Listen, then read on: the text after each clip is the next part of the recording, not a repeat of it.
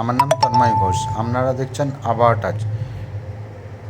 যে ঘূর্ণিটি বাংলাদেশের সাইড হয়ে পাস হয়ে পশ্চিমবঙ্গে ঢুকেছে, তা ক্রমশ দীঘার দিকে দীঘার পাস হয়ে তা আস্তে আস্তে বাঁকুড়া, মেদিনীপুর এবং কাল রবিবার বাঁকুড়া, মেদিনীপুরের দিকে আস্তে আস্তে এগিয়ে যাবে এবং শক্তিটা অনেকটাই হ্রাস হয়ে গেছে এখন যতটা সম্ভব, কিন্তু এরপর শক্তি আরও সঞ্চয় করবে, কারণ দীঘা উপকূলে এসেছিলো। এরপরে যে সমুদ্রের পার্শ্ববর্তী অঞ্চলের জলীয় বাষ্প তা সংগ্রহ করেছে এবং এর প্রভাবে শক্তি সঞ্চয় করে এবং ধীরে ধীরে আবার পশ্চিমবঙ্গ পেরোলে এর শক্তি আরও বাড়বে এবং ধীর গতিতে তা শক্তি সঞ্চয় করে এলাহাবাদের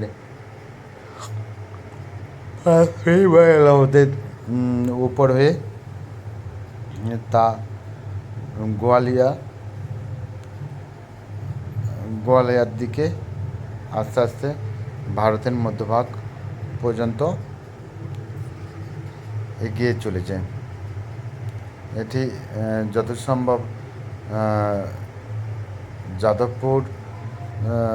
যাদবপুর, আহমেদাবাদ যে ওখানে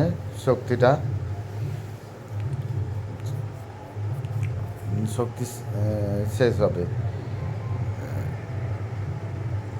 মোটামুটি শুক্রবার পর্যন্ত এর শক্তি শেষ হতে টাইম লাগবে। এখন এটি পেরিয়ে গেলে তারপর আবহাওয়া অনেকটা নর্মাল থাকবে।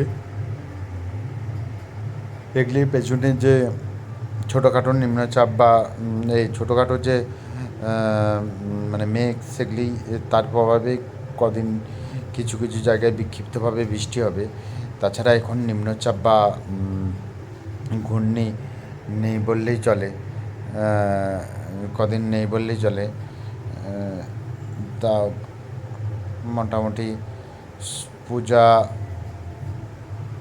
আগে পর্যন্ত এখন নেই বললেই চলে। তারপরে কি আবার কোনো নিম্নচাপ বা ঘূর্ণি হয় নাকি পরের সপ্তাহে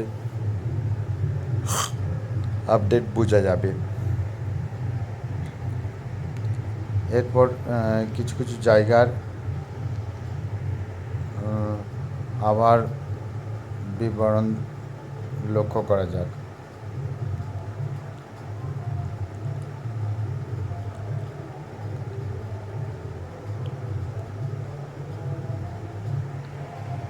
যে নিম্নচাপটি বা ঘূর্ণিটি যাচ্ছে তা ক্রমাগত পশ্চিমবঙ্গের বাঁকুড়া, বীরভূম এবং বর্ধমান এই অঞ্চলগুলির উপর দিয়ে সাধারণত যাচ্ছে। ভীষণ মারাত্মকভাবে বজ্রবিদ্যুৎ সহ এটি যাচ্ছে এবং তার রবিবার পর্যন্ত এখনও বৃষ্টির সম্ভাবনা আছে। সোমবারও ছাড় নেই, সোমবার সকাল পর্যন্ত বৃষ্টি হওয়ার সম্ভাবনা আছে। তারপর আস্তে আস্তে মঙ্গলবার থেকে অনেকটাই আবহাওয়ার পরিবর্তন হবে এবং বৃষ্টির তেমন কোনো প্রভাব আর নেই। এই সপ্তাহগুলো এই ঘূর্ণিটি যাওয়ার পরে পরের সপ্তাহগুলো মানে এই যে বাকি দিনগুলো অনেকটাই নর্মাল থাকবে এবং আবার ফের রোদের জোর এবং শুক্রবারটা তার মধ্যে একটু বৃষ্টিপূর্ণ দিন আছে, কারণ অনেক মেঘ তো পেছনে রয়ে গেছে অনেক মেঘ। সেই মেঘগুলি ঘনীভূত হবে এবং বিনা ঘনীভূত হয়ে মেঘগুলি রয়ে গেছে সেই ঘনীভূত হবে। সেই ঘনীভূত মেঘে প্রভাবে শুক্রবার রবিবার বৃষ্টি হওয়ার সম্ভাবনা আছে। আবহাওয়াটা চ্যানেলটিকে সাবস্ক্রাইব, লাইক ও শেয়ার অবশ্যই করবেন। ধন্যবাদ।